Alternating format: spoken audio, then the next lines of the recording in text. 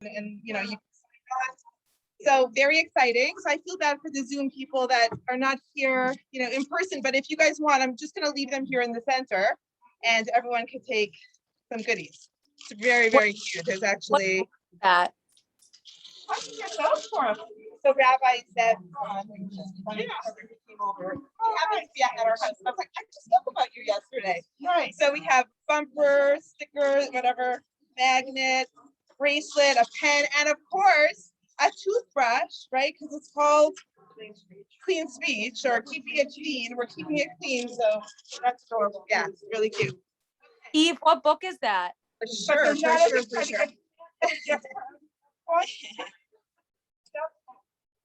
I did not have a gift for everyone except,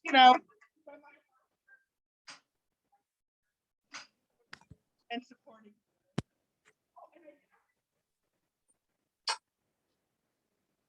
First of all, I just want to remind everybody that we have an amazing guest tonight with Pam Cohen, an author and friend of the Highland Center.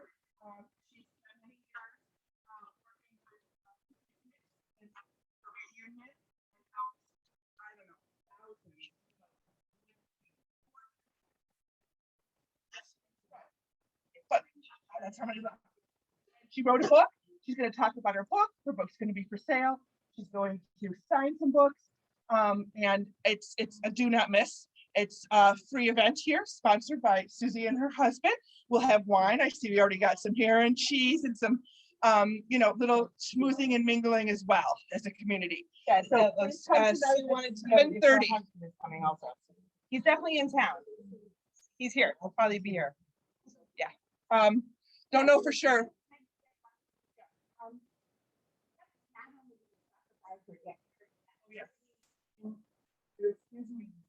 Which was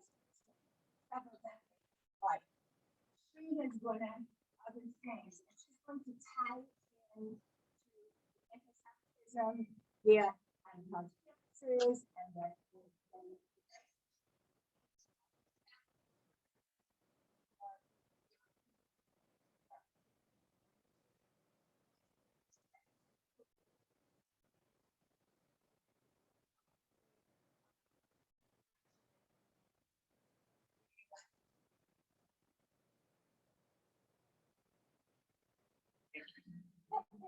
And then the other is we've been up and down trying to figure out the best way to have a revenue stream to keep the doors open here at the Hyatt Center.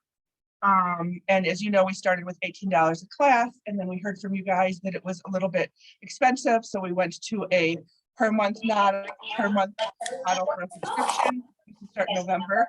So we have you guys on us. We are going to start in December. And that's always for the first month. As you come in, we want you to take a look and see how you like it. So newcomers are always welcome to check it out. And then $18 each for drop-in and $90 a month for a subscription. Should you decide that you want to go to more than one class a week, it really pays for itself. You're basically paying for 5 classes a month, and you could go to 5 classes a week should you want to. So that's going to start in December instead of November, since we're halfway through November, and we were really trying to figure out. We heard pluses and the minuses from everyone, but we really want it to be so that we can sustain ourselves, keep the doors open, keep paying the rent, all that kind of stuff, pay for some great opportunities. So November is on us, but December we're asking you guys to start participating. Okay, and if you COVID was on us too the whole time too. So we're really trying to do the best we can in these world. And I think just one more to add on to that, that's obviously if anyone cannot pay or for any reason we don't even need to know details, you're welcome. We never close the door to anyone. So everyone is welcome. This is your space. This is our community. And obviously we wanted to keep going and keep the doors open and have cleaning ladies that come and vacuum every week and all that, and that keep the lights on, that would be nice. But it's I truly believe that what you get here is priceless. Not put an $18, amount on when someone walks out and they say that changed my life. How do you put a price tag on that? So thank you, L'chaim, and thank you, Julie. And we've really been trying to figure out ways. Yes, Jen? I mean, I love you guys. Alexis, all right. Modern families. It's okay. It's okay.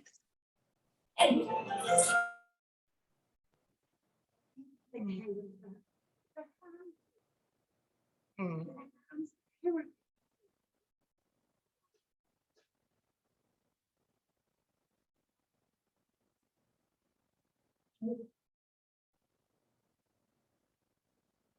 Mm. Mm. Right. Right. So yeah, I love that. Thank you, Jen. All right. Thank you. Yeah. I'm done with Okay. kids now. Okay, great. We're gonna jump right in. So okay. So we're now week 6 of this topic between me and you, working on our interpersonal relationships. How are we all doing? How you guys doing? Did anyone master a trait? Sue is like, what?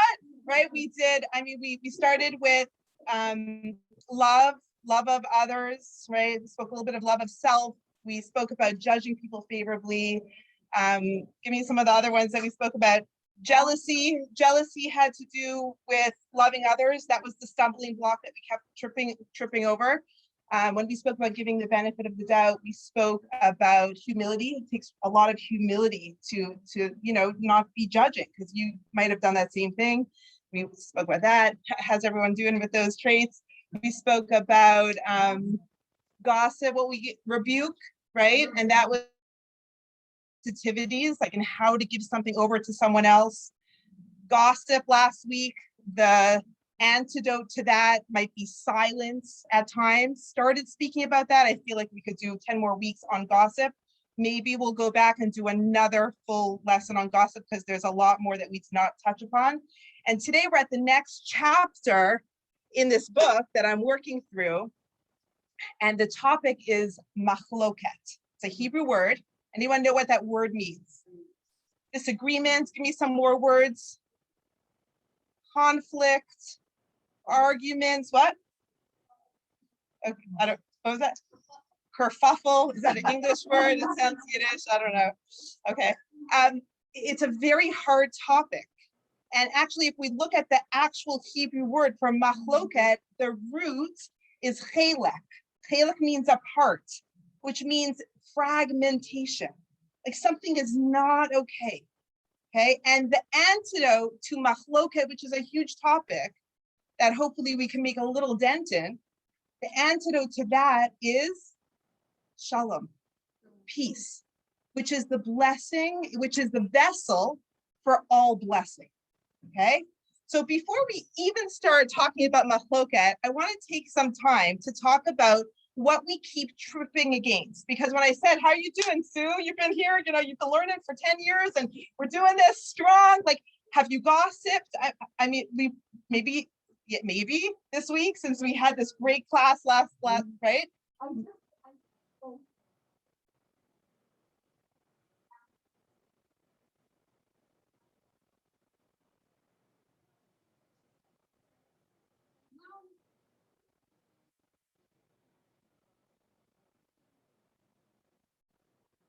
Yeah.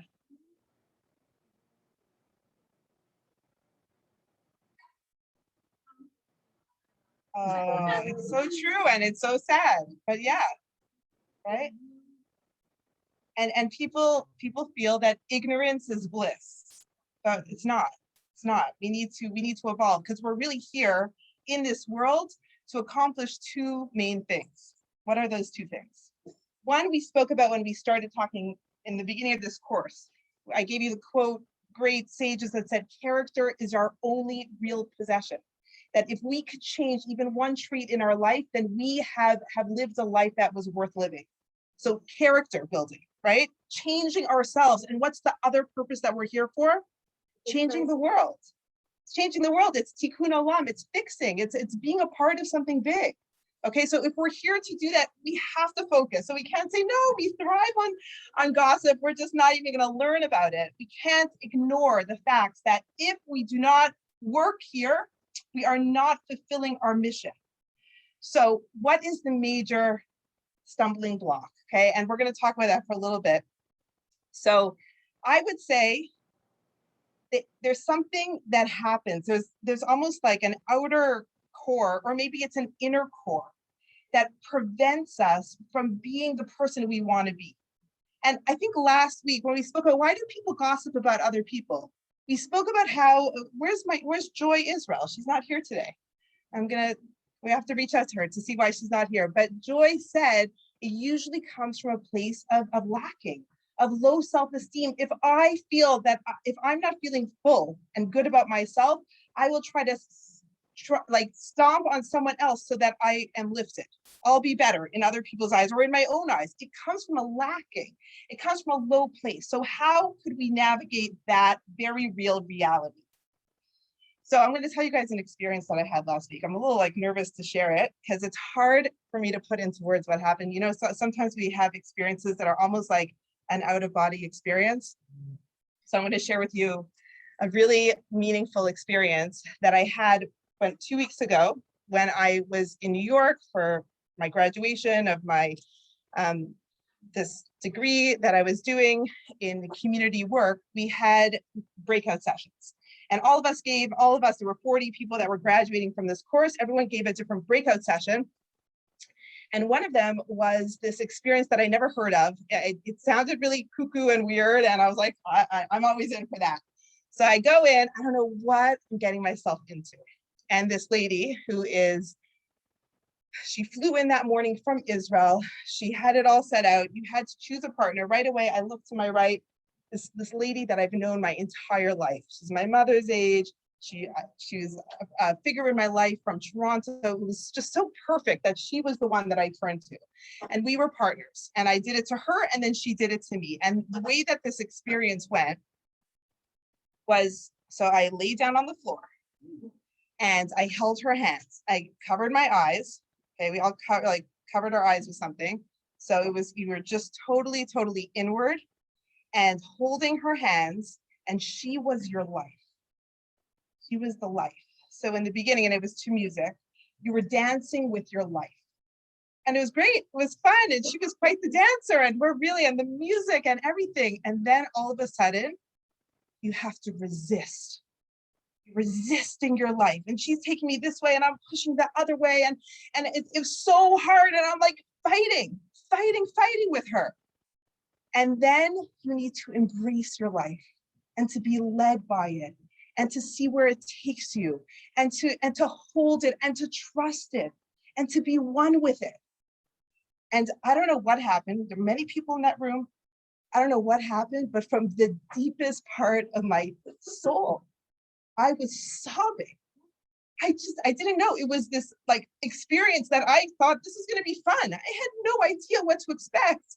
And all of a sudden I am going through the chapters of my life, how much I have struggled, how much I have let go of things and gone with things. And we all have our chapters and our stories and our scars and our wounds. We all have it.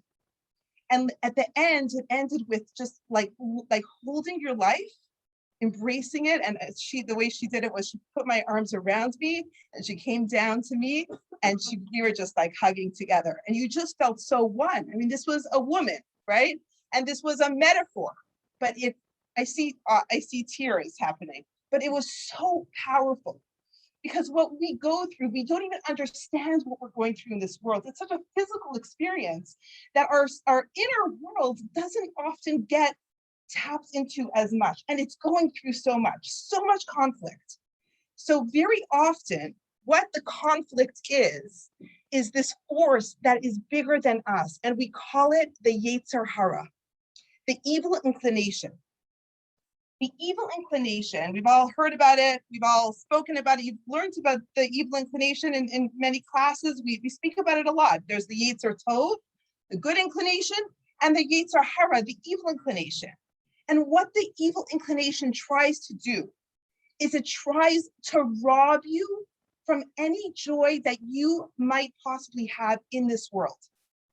We think that the Yetzer Hara is here to rob us of the next world, but it's robbing us right here. And I'll tell you an example. So I got engaged. I was a young girl. I remember my husband said, my future husband said, "What type of ring do you want?" And I remember saying, "Oh, I don't need a ring. I got the greatest gem ever." Like I was right. Okay. And literally, like he was like, "No, I want to get you a ring." And she's all into diamonds. And I just knew, like, I just want something big, you know, but I didn't know anything about quality. He's from South Africa. So he went to South Africa and he got the most crystal clean little stone. It was little. The little is the key term here. It was 0.3 carats. Okay. He was so excited about it. And I didn't know. And I was just so in love that I was like, wow, I'm so lucky. And he came to Toronto, I flew to Toronto. And I remember where we were on the hilltop near my house. And he opens this box and I'm like, oh, so excited. Until my best friend got engaged. And she got a rock, like a rock. And all of a sudden, I went from being like that girl that would look at the ring, you know, last thing I looked at before I went to sleep, first thing I looked at when I woke up in the morning, to feeling like, what am I, not good enough? What, does he not love me as much as my friends Hassan loves her? There was this feeling of not enough. And that was the Yetzer Hara. The Yetzer Hara, the evil inclination came in, slid in the middle of the night and destroyed, took away my happiness. Now I tell my children when my kids are not happy, I say, no one could make you happy. Like your happiness has to come from you. But we need to know what we're up against. And we're up against something very, very strong with the evil inclination. So I'm going to read you guys the quote. Okay, this is the quote in the Torah, in the beginning of the Torah. This is it has to do with the chapter, the story of Cain and Abel, right? The two brothers, one kills the other out of jealousy. So in that part, God says, "Lepetach chatat rovates," okay, which means sin awaits you at the door. And God says, "Va'ata timshol bo," but you can rule over him. Keep him at the door. Don't let him in. Sin awaits you at the door, okay? This sworn enemy of yours, whatever you're going through, all the evil that you could be, it awaits you. It's there. Don't let it in. So let's talk about this Yetzer Hara for a little bit. Okay, first of all, why did God give us this challenge? Why did God give us the Yetzer Hara? Like it's almost like we're being set up for failure. What is good about the Yetzer Hara? Definitely. What would life be like without the Yetzer Hara? Easy schmeezy. Totally. Imagine gossip wasn't a challenge and helping out wasn't a challenge and stepping up and everything was just easy peasy. You're just we're going through life and trying to avoid like lampposts. That's it. Right? That's not what life is about. It is an obstacle course for our personal growth. So the Yetzer Hara is actually custom designed like a custom made suit for you. It is custom designed for every single person. Yes, Adrian. Free will. Free will, right? That's a huge thing. That's what elevates us over animals, right? We have free will. That's where all the merits, all the schar, the reward, what we're here to do. We're here to do good things. We're here to do hard things. We're here to challenge ourselves. Yes.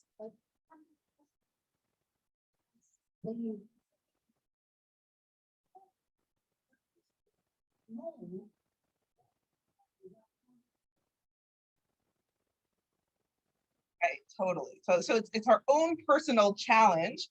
And also going back to the judgment, no one could ever judge another person because no one has the same challenges. What's easy for me is very hard for other people, right? Like our battlefronts change throughout our life. So right now I'm at a point that eating kosher, it's not even a question. I'll go the extra mile. I'll do whatever it is. But you know, back in the day when my family became observant, it was probably hard back then to give up the cheeseburgers at McDonald's, right? I don't remember it now. I don't remember if it was hard because time changes things and all of a sudden your battlefront changes.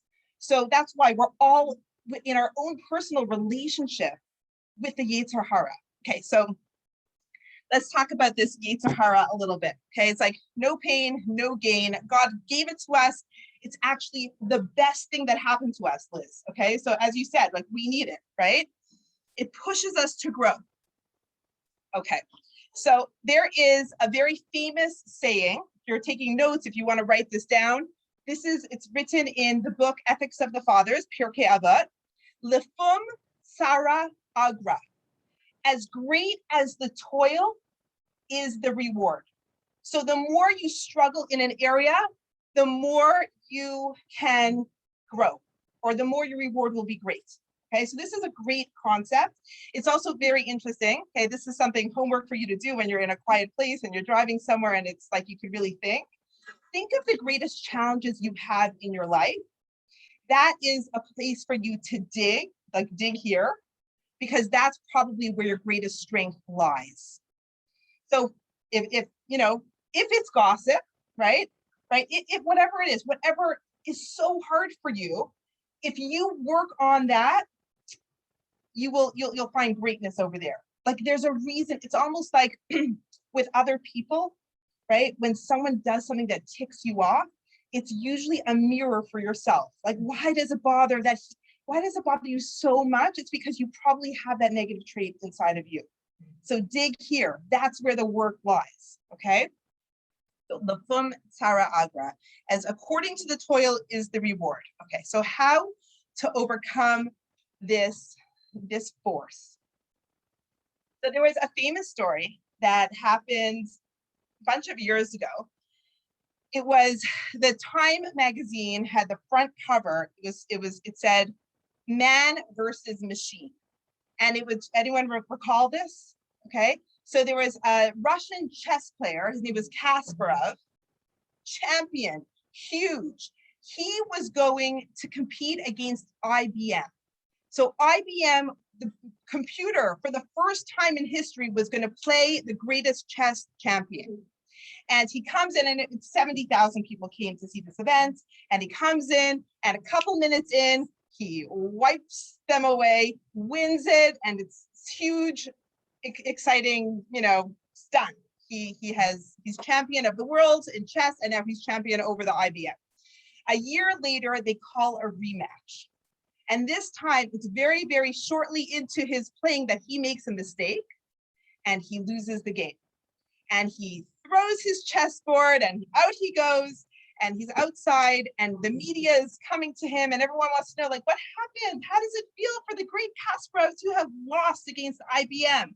And these were his words, okay? This is him on front of, the world on national TV. He says, my friends, IBM did not build this computer for chess.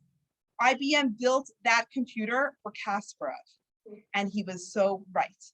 What they did for that whole year was they analyzed videos of him and every move that he made, every chess, how his mind works. And IBM built this match to customize him, to learn his tricks and his techniques and how he works. So he said this was so not fair.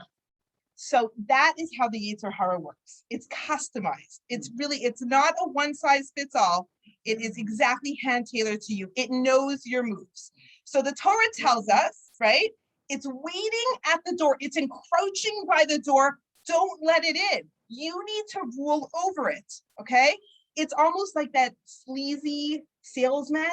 Like, don't let him in. Like when people come and you feel so bad and like before you know it, you bought like a whole set of like Cutco knives, right? No, don't even let them in the door, okay? Because you avoid the Yetzer Hara at all costs. So this is the very powerful story that's brought down in the Gemara thousands of years ago. It is such an incredible parable. There was a wealthy miser who he was getting older, was not married, and he started going to the matchmaker, And the matchmaker is like, you are such a miser. You are living in your business. Like he was too cheap to even live in his own house or apartment. So he lived in the storefront. She said, no one is going to marry you. Women want to be taken care of. Get yourself a nice house. And he said, okay, fine. If that's what it's going to take, I'll do that. So out he goes. He's looking around. He sees the most beautiful house. Knocks on the door, says, I would like to buy your house. How much is it? And the guy said, it's not for sale. And he's thinking, everything is for sale. And he keeps knocking on the door. And the guy's like, get a life. I'm not selling you my house. So he says like this, will you sell me 1 inch on the back wall of your house? 1 inch. And the guy's like, are you mad? Are you insane? He says, $100,000. Here, sign on the contract. All I want is 1 inch. And the guy's thinking to himself, win-win. I mean, I'll give him an inch, right? I'll give him an inch. I'll get the $100,000. I mean, that's it. There's a contract. That's his 1 inch. Okay. So he sells him this 1 inch on the back wall of the house. And, the man is, goes on with his life, and this miser goes on with his life. And very next day, the owner of the house hears hammer, knock, knock, knock on the back of his house. What's going on? He comes out, he says, what are you doing? And he says, excuse me, that's my inch, that's my nail. Here's the contract. I'm allowed to do this. And he says, okay, I'm like, fine. That's, he's upset, but what can he do? Goes on. The next day, he looks out his window, he sees the miser dragging a huge bag. What's going on? None of your business. My inch, my nail, my bag, leave me alone. Okay, anyways, he hangs the bag on his nail. That night, the neighbor cannot sleep. There's a terrible stench coming from outside. He doesn't know what to do. He's tossing and turning, and the whole household is upset. And he wakes up in the morning and he finds this miser. He says, what's in the bag? And he says, my dog died. And I can't keep my dog in the store with me. And the only other thing that I own is this 1 inch. So, and he said, you cannot do that. That's insane. And he says, my inch, my nail, that was my dog. Allah Hashalom, may he rest in peace. And here's my contract. So what do you think happens? I mean, this is such a great story from the Gemara, right? What do you think happens? Eventually, the owner of the house can't take it anymore. He's utilizing this 1 inch. Everything is in the contract. It's all, it's all okay. Can't take it, ends up selling the house at a fraction of the cost and gets the heck out of there. And the miser moves into his house. So this is a parable for the Yetzer Hara, okay? And the Gemara goes on to say, and this is pretty strong. I hope I could share this, okay? Take it as you want. Take it with a grain of salt. The Gemara in Baba Batra says, a man who was walking down a road, and there's a split in the road. He's going towards town. There's the short way and there's the long way. The only problem is the shortcut passes by a river. Now, this is, as I said, many hundreds of years ago, maybe thousands. I don't know. When was the Gemara written? Long time ago. Okay, when morality was different, society was different. Okay, the Gemara says, if you take the shortcut and he has to pass by the riverbank where the women were bending over to do the laundry and were not modest, right? Just bend it over, right? Imagine that.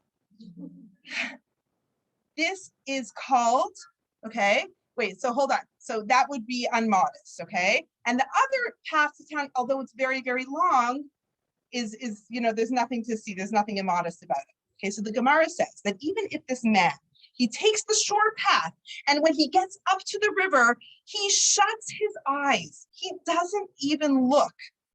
The Gemara considers him to be a Rasha, an evil man. Okay? Because, and he has good intentions. He's on it. He's rushing. It's save him lots of time. All the reasons, and he still closes his eyes and says, I'm not going to fall. I'm not going to look at something that's immodest. But just by walking by, just by knowing that what is over there, that he might fall, and also our sages tell us, don't trust yourself till the day you die. Al tadin et atmacha ad yom motcha. Don't think you're so strong. Okay, we are, and Chazal, our sages, they knew us better than we know ourselves. right? There's a lot of parameters in Judaism for a reason. We need fences because we are just human beings. We're not angels. And we have this very, very powerful thing called desire, ta'ava, lust, a need for honor, and jealousy. Those are actually the three things that our sages tell us will bring us out of this world. In Hebrew, it's hakina, jealousy, hataiva, desire, the hakavod, honor. Matzin et ha'adam min ha'olam will take you, will rob you of your world, the world to come for sure, but this world also. It goes right back to where we're starting, which is machloket. It will take your joy. The Yetzer Hara will rob you of any joy from this world. This is what our sages tell us. So with this, just to end, to close this little lesson from the Gemara, our sages teach us that the nature of a human being is to be okay with something, not to be okay at first, right? Something that's new is like, it takes a little bit of like, you have to get used to it. So the first time you go down that road, you close your eyes, nothing bad happens. But the next time you go, you might just turn your head and not close your eyes, like away from it. And the next time you might just walk straight. And then the next time you're whistling, you're like, woohoo, right? That is what the Gemara says. And that is the nature of a human being. And that is where the Yetzer Hara comes in. It comes in, if we let it in, if we give it an inch, it'll take the whole house. If we give it an inch, it'll go a mile, right? So what God is saying here in the Torah, it says, "Va'atatim sholba," you have to rule over it. You need to figure it out. What is your customized Yetzer Hara? What are the hardest things for you to overcome? Know it, learn it. Don't let it take an inch. Don't let it in. Because once it gets in, it goes all in. Now we see this with our children. Imagine do you remember Toys R Us? I grew up with Toys R Us. I'm an 80s girl, right? I was born in 1980, okay? And I remember waiting with my grandparents around Toys R Us. Like there was a lineup because Cabbage Patch. Yeah, that was like my childhood in a nutshell. There was so much love, and I love Toys R Us. I'm so sad that when we drive by Toys R Us, it's closed. But imagine taking a child into a toy store or a candy store and saying, you could look, but you can't have it. Don't touch. It's cruel. Why would we do that? If a kid is hungry for something, how can you say, well, we're going to walk through the candy aisle, but you can't have anything? Right? It's almost like, but it's so hard not to. That's the Yetzer Hara. So it's even easier to avoid certain things. Okay. So to end this little part on the Yetzer Hara, I just want to say, man can withstand a lot of things. We could withstand starvation. We could withstand poverty, concentration camps. We've survived, right? But the one thing that is so hard to withstand and to overcome is temptation. It's almost like if you go down that path, you're almost sure to fail unless you put some measures in place, right? So this is the Yetzer Hara. So back to our topic. Okay, so was that a little bit helpful to understand why it is that week after week we come back here and we're like, we're taking it all in, and yet how come we're not able to achieve and to grow and to overcome whatever it is? We are literally facing the greatest, hardest challenges that stop us from doing what our true soul wants to do. It's not hopeless, but we need to set ourselves up for success. Okay, so let's go to machloket. Okay, this is a hard one. This is a really, really hard chapter. Okay, machloket means, as we said before, right? The words that I use: argument, conflict, dispute, disagreement. Has anyone here been a part of a machloket in their lives? No, only a couple of you? You guys are such angels. It's so hard. There's actually two kinds of machloket. There's a machloket, which is seen to be by God the most disgraceful, despicable thing ever. In fact, this is shocking. Have to read you this. The holy Shlach HaKadosh, one of our famous writers of the Torah, says that machloket is even worse than idol worship. Worse than idol worship. This is unbelievable. Like, this is a very strong statement. Idol worship, right?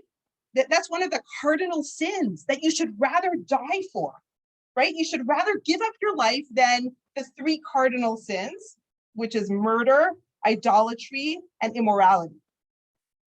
So, and now our sages are telling us, our rabbis are saying that idol worship is not even, it doesn't even come close to how despicable and disgraceful machloket, disagreement, is in God's eyes. It's mind-blowing. So I'll give you guys an example from the Torah. Aaron, the brother of Moses, famous person. Does anyone know what Aaron HaKohen, he was the high priest, what was he known for?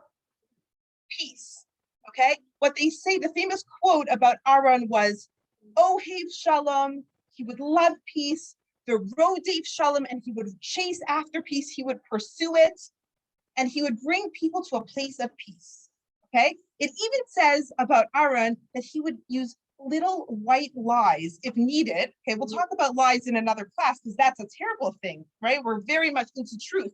But in order to bring peace between husband and wife, between friends, he would even he would go over to one side and say, your wife really misses you, and then go over to the other side and say, your husband said he really misses you, which he made up, little white lies to bring peace. That's what Aaron was known for. Very surprisingly, he was the greatest sage of his time, and he was involved in the golden calf. He was there, involved. He wasn't putting a stop to it. Why? Because had he stood up against all those people, it would have caused machloket. It would have caused fighting amongst the Jewish people. And he knew in his greatness that it was better to be united with the people than to be against the people. That machloket was even worse than idol worship, as I just said. So Aaron is the greatest example of this. Look what he did. He knew, of course, golden calf. He knew God was coming. Moses is coming down with the tablets, but he went with the people. An example that I used a while back, maybe in a Parsha class that we had here, but I think we spoke about the 2 different generations, the generation of Noah versus the next generation of the separation, right? The Dor HaFlaga.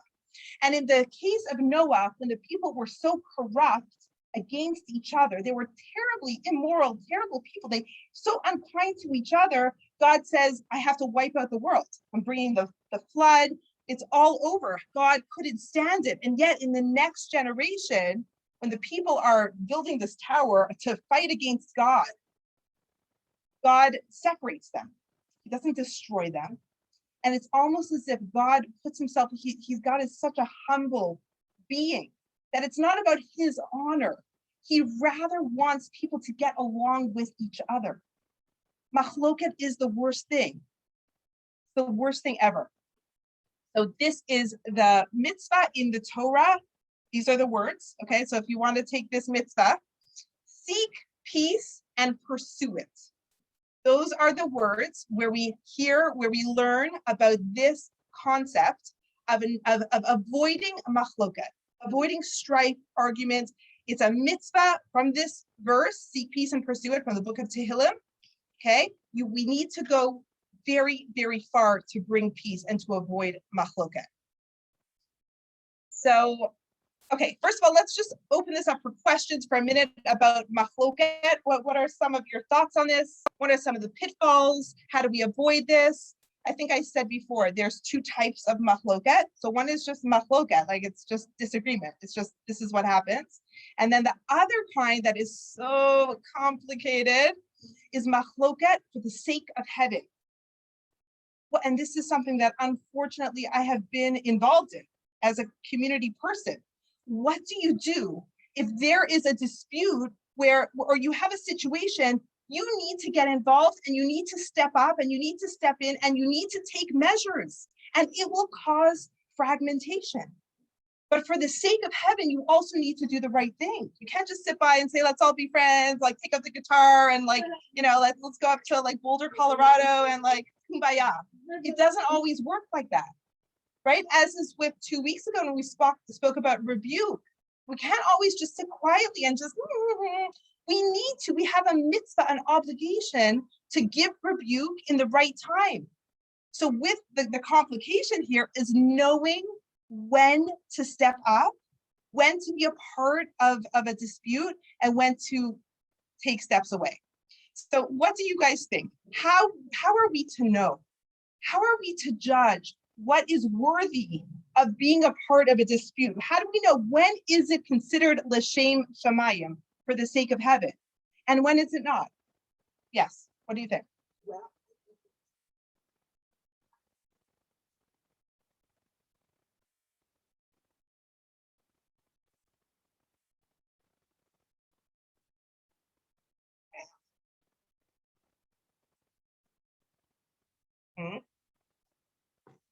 So you're is one better or worse?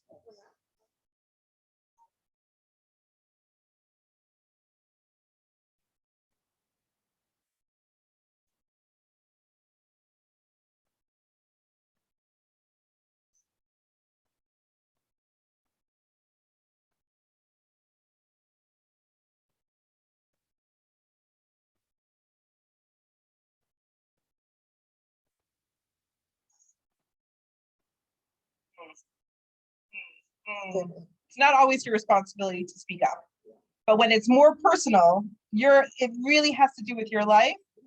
And let's go with what you're saying. Okay, I'm going to put out an example here. Let's try to crack this. This is an example that happens all the time in families. Someone passes away, you're left with the will. I hear some right? I'm like, not my family, but this happens all the time in other families. And there's a dispute that takes place. It's not fair. There's entitlement that comes in, right? It's all these negative traits are coming in, flooding in because you feel entitled that you didn't get enough, right? And what happens usually, if we don't know, if people are not figuring out how to do this, how to work with this, how to stop the argument, it will destroy the family. It will. I mean, as a community leader, I have seen this countless times. How money is usually the root of so much machloket, so much fragmentation, right? If we go back to what our sages say, those are the three things: kina, jealousy; kavod, honor; and taiba, desire, will take someone out of the world. Kina, jealousy; desire, lust; honor. All those three things usually are tied to money. Okay? Money is not always such a blessing. Unfortunately, it could rip apart families. So I was just hearing about a situation in my other community that I just moved from, where there's a whole dispute with the family. And the grandfather who passed away left X amount of properties and put it in two of the children's names. Now, I don't understand why he did that. Maybe he had his reasons. Maybe he knew who would be best suited to carry on the business. Who knows? It doesn't matter. But the children now have to figure out how to amicably handle this. And with a little bit of guidance, they did. They did. They're all receiving now. They're all getting it. Yes, it's in two people's names. They were able to get through that. But we can get so tripped up that we can't get through it usually. Okay, so it's when it's very, very personal, right? When it's someone else, okay, you can turn a blind eye. When it's your family or your community or something that really, really impacts you, very, very hard. So I'm going to tell you guys what the Torah says about this, okay? And this is, okay, we have to disengage from machloket, okay? And we need to seek peace. So if you're involved in a dispute, You are required, according to Judaism, to do your utmost to restore peace. You need to be the Aaron HaKohen. You need to be the Aaron, seeking peace, trying so hard, to the point where you're required, according to Jewish law, to spend your own funds to go and to travel a far distance to bring the healing and the peace between people. If you're that person, if you're that third sibling or whatever, if you're that business partner, whatever it is, and you need to go all the way to China or to Timbuktu at your own expense, the Torah actually says that you are required to do so. Okay, so that's pretty big stuff. Now, I want to answer the question, how do we know if a dispute is just a dispute that needs to be stopped or a dispute for the sake of heaven? So this is the question that you have to ask yourself, okay? So the most reliable way to examine this dispute, this disagreement, is if in all other areas with this person, you treat each other with sincere love and respect, and that's how we're supposed to, right? That's the ideal that we're going for, right? You may conclude that their motives in disagreement are genuinely for the sake of heaven. So this is something that you really need to be honest with. If you have never disputed about anything else with this person, and it's so out of character that you're having this dispute, then it must be that it's for the sake of heaven.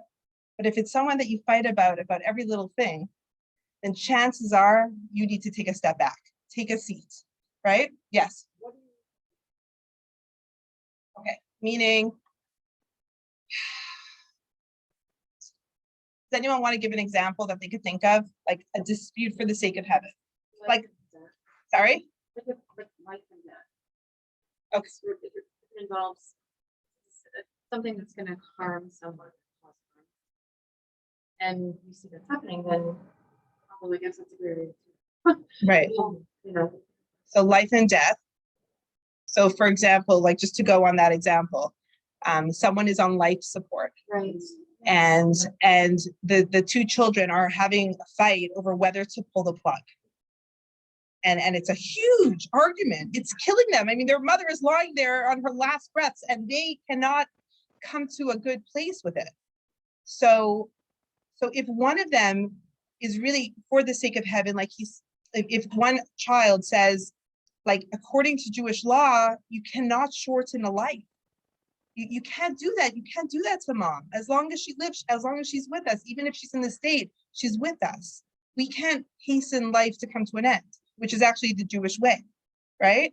So that would be an example of this is an argument for the sake of heaven. There's such good intentions. The other one just wants her mother to be out of pain, right? So that would be a machloket l'shem shamayim. Okay, that's one example, but there's so many examples. Let's think about,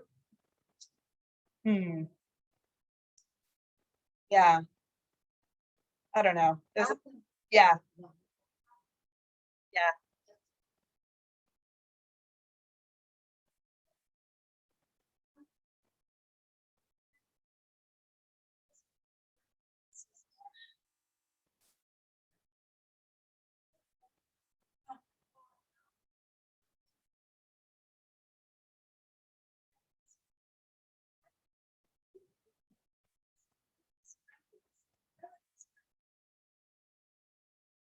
Right. That's fragmentation. That's machloket, and God hates it. It's like when your children don't get along. There's nothing worse that a mother, a parent will be right to endure. They're fighting and they're always at each other. There's nothing worse. That God is our Father in heaven, and He just wants His children to get along. I just thought of another example. Okay, this is hope no one is on here from Portland. I'll try to. I don't want to gossip, but I'll keep the details very vague. I got to Portland, and I started working. There was a lot of work to be done. There was very little happening as far as like women's programming and the trips to Israel and all that. And I was like, came in, hit the road running. And there was someone else that had been there for decades that was trying to make things happen. And she was very threatened, very territorial, even told me, we don't need you here. You could go back to where you came from. And I was ready to go all in a battle, right? And I spoke to my mentor about it. I'm like, what do you do? This is we're ready to go into a machloket. And after talking it through, after, going through my process, I said, let's meet. And although nothing very positive came out of the meeting, for me, something very positive came out, because what I clarified for myself in the process of being hurt by this person and by words, and someone told me, like, go back to where you came from. What happened in that process is I realized we're in this for the sake of heaven. Now, very often we forget why we're doing what we're doing, right? You're working in communal work also, right? I don't know you, but we're probably the most similar two people in this room, right? There's so much stuff. So much machloket, right? And we might affiliate differently, but really, like, let's take away all the barriers and let's love. What is it all about? We want to bring Hashem's children closer to him, bring faith to the world, bring goodness, bring Kiddush Hashem, sanctification of God's name. Jewish people should, all boats will rise. If your conservative community is vibrant, then my Orthodox community, or whatever we're called over here, will also be more vibrant. It's all good. So when I came to the conclusion, I came to this lady who wanted nothing of me. She wanted me to leave. And I said to her like this, I said, supposedly there's 40,000 Jews in this city. Portland is a small Jewish community. I said, you take 20,000, I'll take 20,000.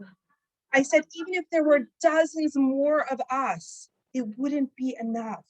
We still wouldn't be able to reach all the Jews. So let's not fight. Let's work together. That was my aha moment with what could have been the biggest machloket. It could have totally sapped me of my energy for the next 7 years. But I nipped it in the bud. So it's very, very hard to always do that. And I can't say I've always done that. And I have unfortunately been involved in situations where it was complete machloket. But there's nothing more disgraceful in God's eyes. We need to understand that, right? So what we're doing right now, this is your first class, we are talking about the mitzvot bein adam lechavero, between man and fellow man, okay? And it starts with love your fellow as you love yourself. So we've been talking and we're working on so many different aspects of this, but it's so hard to actually get to a place where we could feel that we love our fellow as we love ourselves. Because there's like, right, Susie, we were talking about that over, I met with Susie and we last weekend, we were talking about this, right? If our goal is love, okay? And then yet we have what we call sinat china, baseless hatred, okay? Baseless hatred was the reason that the temple was destroyed. It's the reason that we're still in exile today. If we uprooted that terrible trait of baseless hatred, we would have our third temple. We would be in a much better place. The fact that we're still in this exile means we haven't fixed it yet. Baseless hatred, and from baseless hatred, we have all the terrible traits: jealousy, honor, lust, anger, arrogance, gossip, dishonesty. We're going to go through a lot of them in this course. It all comes to that, right? And machloket is the result of all of those negative things. That fragmentation, that brokenness is, it's almost like the banner to all of them. It all leads to machloket. It all leads to that. Okay, so I think we're going to end here. I want to leave a few minutes for questions. Are there questions? Questions? Okay, I want to, maybe I'll end with one more beautiful teaching. Okay. Okay, so this is a teaching from the Torah about Joseph, which we're going to be talking about soon in the upcoming Torah portions. Joseph and Potiphar, the wife of Paro. Potiphar really wanted to get Joseph and to grab his Yetzer Hara, his evil inclination, get him at his weakest point and entice him to be with her, right? She had everything, but the one thing she couldn't have, she wanted, right? Which, by the way, what does that remind us of? Go back to Adam and Eve in the Garden of Eden. You have this amazing garden. Everything is yours. Eat. You have everything. All your needs are taken care of. The one thing I don't want you to eat from, that fruit tree. And because of that, that's where the Yetzer Hara comes in. Well, that's right. And that's the first example of this, of that taiva, that desire to have what you cannot have. So Joseph and Potiphar. Okay, so this is what it says in the pasuk. It says, she grabbed him, bebegdo, by his clothes. Beged is clothes. Beged, the word bet gimel dalid, it's the root, the root of it, that shoresh, also means traitor, disloyal. She grabbed him in his weak spot. She said to him, Joseph, you're already living here in Egypt. It's an immoral place. You've already messed up in so many other ways in your life. She grabbed him in his weak spot. That's the Yetzer Hara. Give it up. Come sleep with me. We'll have so much fun together. It's all going to be good. And do you know what he answers her? He says, it's astonishing, the strength. He's 17 years old. Where did he get his strength? And we know it's coming from his mother, from his father, from the merit of the forefathers that came before him. He saw his father's face in front of him at that moment. He says, these are his words, it's shocking. He says, there is no one greater in this house than I. Sounds like he's full of himself. He's not. He's saying, what he is saying right here is that if this was not coming from a place of arrogance, this was coming from a good place. I am not going to fail. I'm not willing to go down this rabbit hole. I'm not willing to give you an inch. He knew if he gave an inch, it would be over. It would be over. Where would the Jewish people be if not for his strength at that moment, right? He just knew that he needs to lean on the good. He needs to find the positive. He needs to see himself as a child of God. Very often we give up. We just say, I can't do it. So we just throw the towel in. We need to also feel good about ourselves. We need to know we can do it. We could do it. By the way, just so much more, we learn there's an idea in the Torah that when someone is going out to war, if they're feeling unsure or insecure or afraid, they're exempt. Because if someone is feeling insecure, what do you mean? Everyone's feeling scared, right? Right? A good type of fear, like that excitement or that empowerment, that's good. But if someone is paralyzed with fear, you say, you go home, because you will spread your fear, you will spread your negativity, you're going to demoralize the soldiers. So according to the Torah, if someone is so paralyzed, they are not, they have to step down, right? Do you agree? Do you disagree? Does it make sense to you? Right? So invincible. 18-year-old boys they think they're invincible. But if someone is paralyzed with fear, it might be a mental breakdown. You need to take care of yourself. You need to step down. Right? There's only a few times that a soldier is exempt from war, and this is one of them. It's because when we go into a place, we need to feel confident. We need to know who we are. We need to feel God is with me. I got this. We see that from Joseph. We see that from the mitzvah when going to war. If you're afraid, you must go home, right? Otherwise, it will take a negative impact on the rest of the soldiers.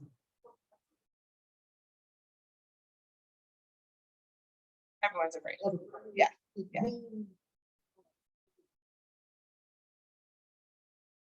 Paralyzed. Right. Yeah.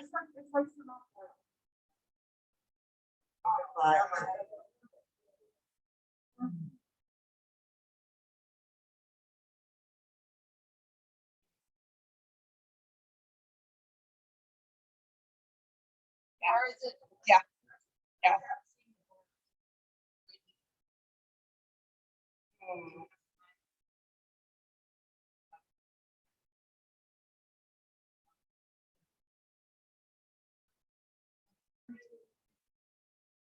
Right.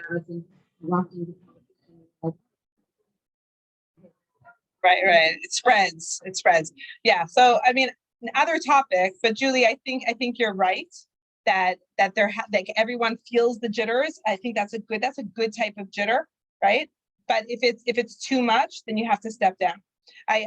In one of my trips to Israel, this was in 2015, my co-city leader she was a very anxious person. And I didn't realize this until it was right before the trip. And I don't know if you recall 2015, it was a really hard time in Israel. It was October of 2015. People were being stabbed in the streets. Don't worry, it's not gonna happen this time. But that was like a one-time thing. It was like for a few months, like people were with kitchen knives, like you couldn't protect yourself. Like I was like, should I bring like a bulletproof vest? Like, how am I going to do this trip? I don't have anxiety, and I felt anxious. Okay, I was leaving my kids, like having that conversation with my husband, like if I don't come back, then like I was full of anxiety. And this woman that was my co-leader was over the top anxious. That at a certain point, I met with her and I said, I love you so much. Maybe another year we'll be able to do this together, but I really think you need to step down, right? Like Julie, I told her like she needs to step down because she is supposed to be the leader. She needs to be a strong presence in this trip. If she's petrified, it's going to spread to the rest of the ladies. So I'll just tell you the end of that story, okay? Because I told her, I'm like, you're off the hook. This is my job. I'm doing it no matter what. You're a volunteer. You don't need to do this. It's too much for you. Her whole face was like breaking out, and it was just so anxiety, inducing for her. And I'll tell you the end of that story. So we sat in my car. It was a few days before the trip. We sat there at night. I'll never forget this moment. She said to me, she had tears coming down her face, and she said, I can't go to Israel. And what is my life worth living? And I couldn't tell her, don't go. I said, you're going to need to get over your fear. You need to strengthen yourself. You need to come confident. If you're going to do this, I'm supporting you, but you need to get past this. So it's positive. It has to be such a positive experience. We're creating the experience for everyone. And she ended up going. And the end of the story, and this is actually a story that I share when I teach about overcoming our mazel, when we overcome our own limitations and the way that God brings us into the world. So we all have a mazel. So I feel like at that moment, she overcame her challenges. And a year later, she and her family made Aliyah. They made their dream come true, their lifelong dream. But I think that was her defining moment of really like fighting all the influences, the inner, the outer, the Yetzer Hara, all those. She couldn't have gotten out of it. But she was able to be in that zone of knowing who she is, knowing what the influences are that are coming against her, and still moving forward to do what was right for her. So she overcame that. So that was my friend Mira Kaplan. Anyways, we're going to end here, but if there are any questions, happy to take any questions. And I know, was that like a very heavy topic? But was that heavy for you guys? A little bit? Yeah. Do you guys, for those of us that have teenagers, how many of you have teens or preteens? Okay. Dana, I'm just curious if this is something that talks to you as a mother of teens, the Yetzer Hara, like, because we also need to give our kids some space to make mistakes, but did it talk to you guys, moms of young kids, of teens, and how they make their choices? Like there is a force that is working with them. That's very, very hard.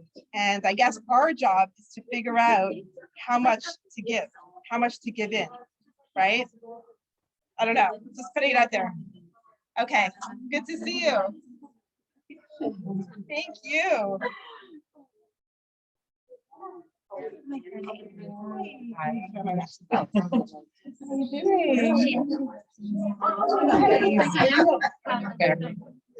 you're okay, I don't know anyone. Wow, where do you live right here? Yeah, I'm like, Why would you ever have that? Oh, so nice to meet you. What's your name again? Adria what? Liv? Live LITP. Oh, okay, cool. Thank you. Okay. Thank you for being here. I know you've been trying to like. Yes. Yes, for sure. Oh, yeah, we also have a classroom. I do a classroom Saturday. We have 2 classes. I'm here on Saturday. We learn the term. So it's always different.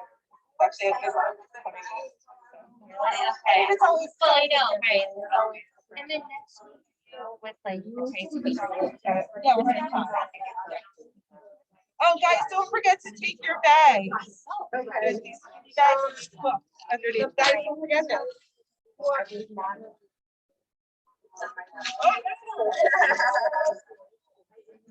These videos are.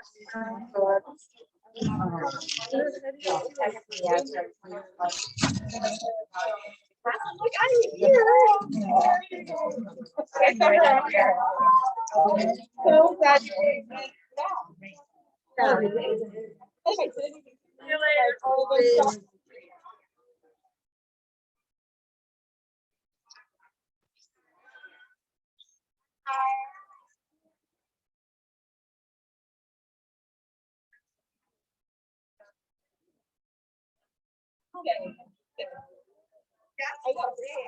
Gonna be a little outside.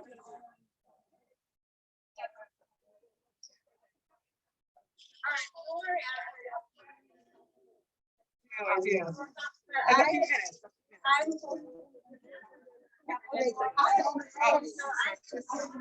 Perfect, that's perfect. I'll show you guys.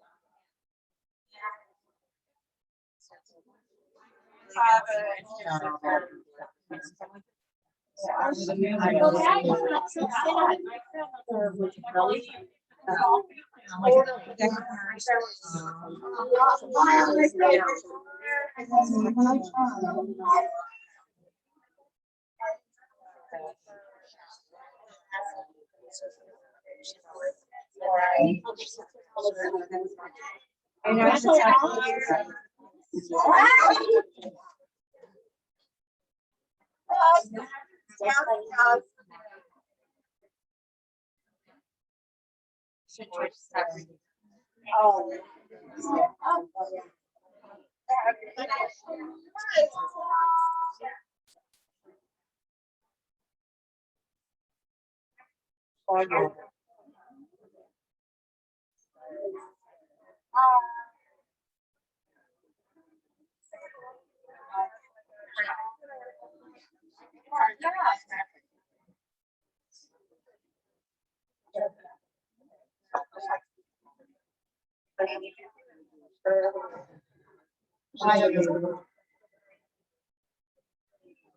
Guys, could I get?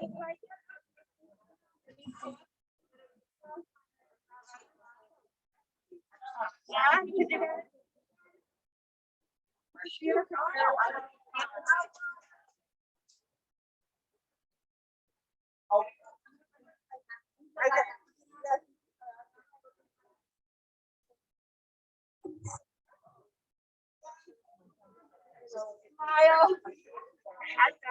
You got one?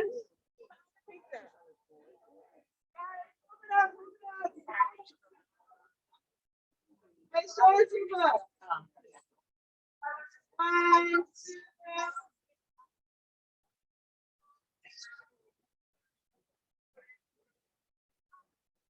The salary.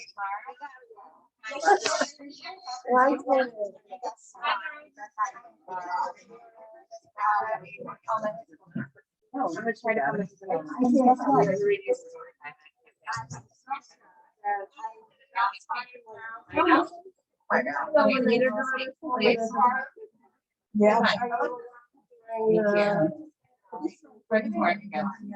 Yeah.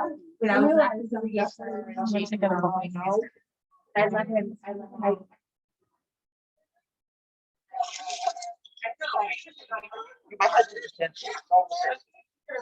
You want to clean up your life?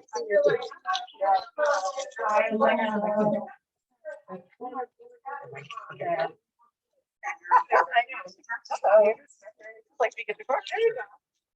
Oh, yes, yes, yes. Oh, God. Oh, I like it. These are great. This is the best. That's what I.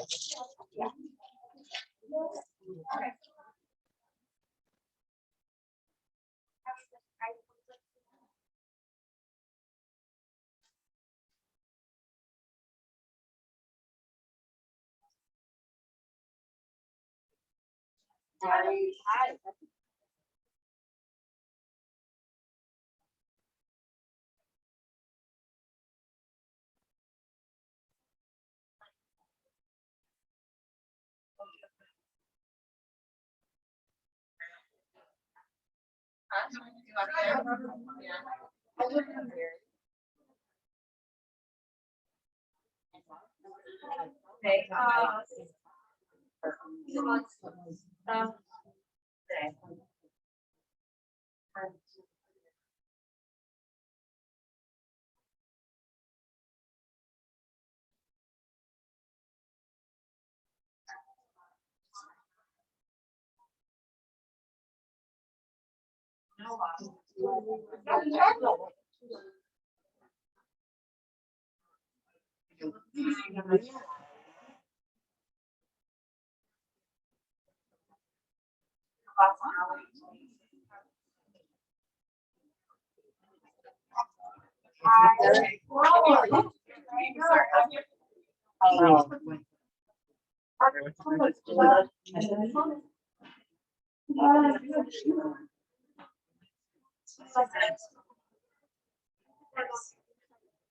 I know.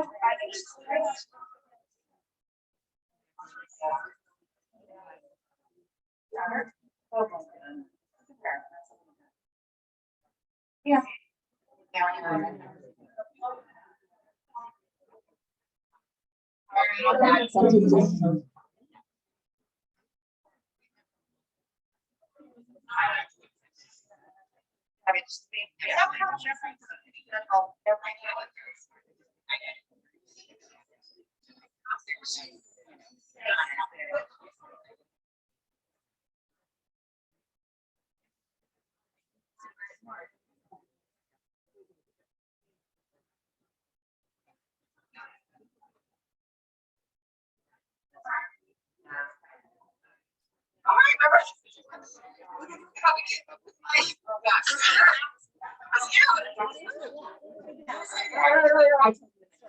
So.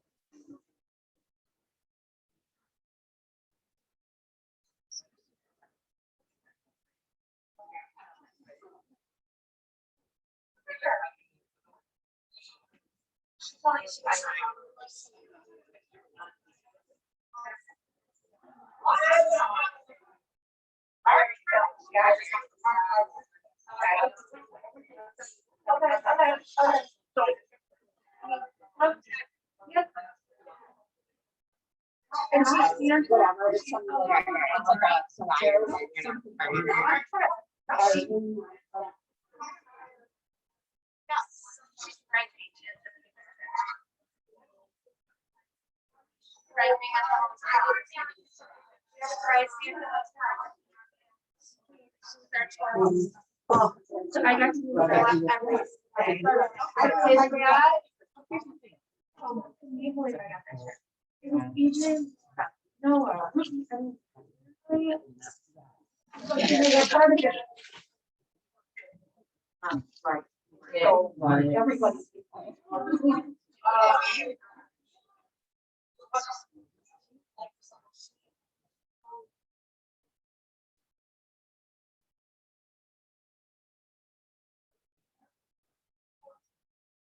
Hey.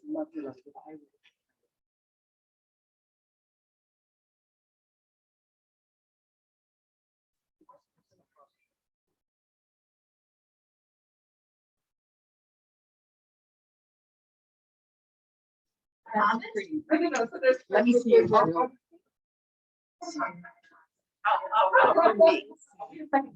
I always want, oh my God. I do like butterflies. Well, I got.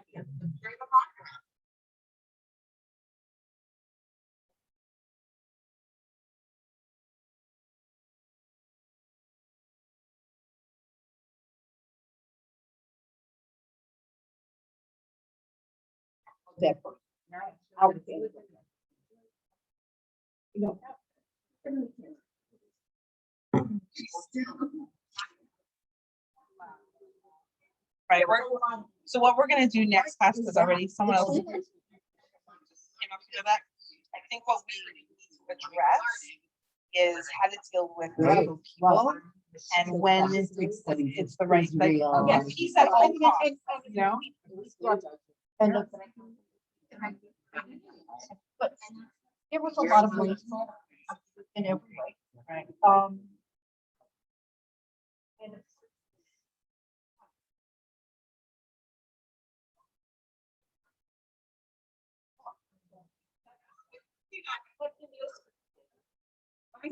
I mean.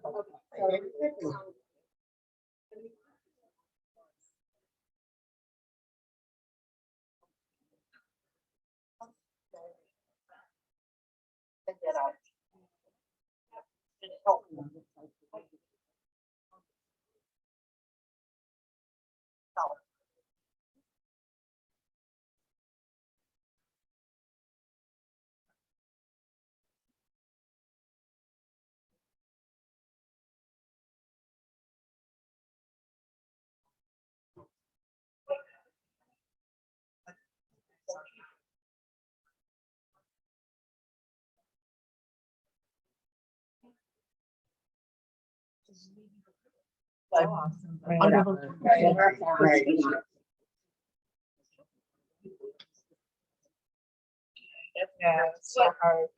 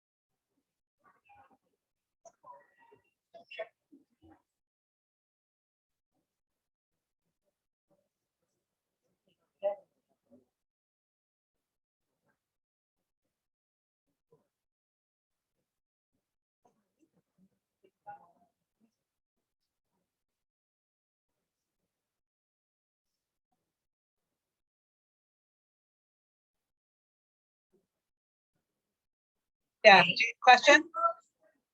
Yeah, those are all ready to throw. The garlic, I usually cut off the little brown tips, but I'll be there in a minute.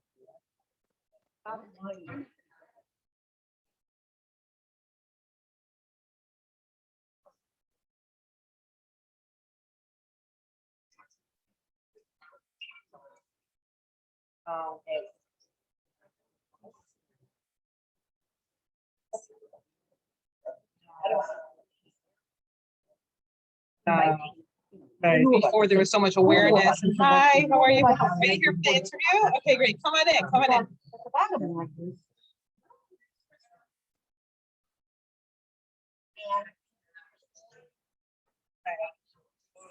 Well, let's talk about it next time. Yeah. we put the- You're pretty good. Meeting. Right. So we're gonna do that. What are you interviewing for? Are you interviewing for the matron? Are you going to? Okay. Okay, we have a lot to learn. Yeah, I can't go in May. I'll go next year. Next year is when I'm the empty nest. Oh, That's what I meant to talk to you about, all of our plans. next year. Okay. I'll wait for you. That's how much I like you. Although we can start to discuss before that. I do want to get our business plan started. And, it? and oh, I did discuss.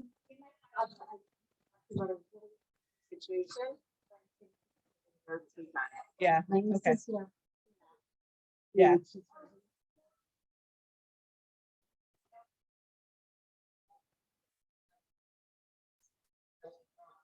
Right, so it's so. It's really hard. I want to hear, well, we're gonna talk about it next week. We'll continue. We'll like piece it all apart. Oh, gosh. You'll get the recording. Okay, bye, Paula.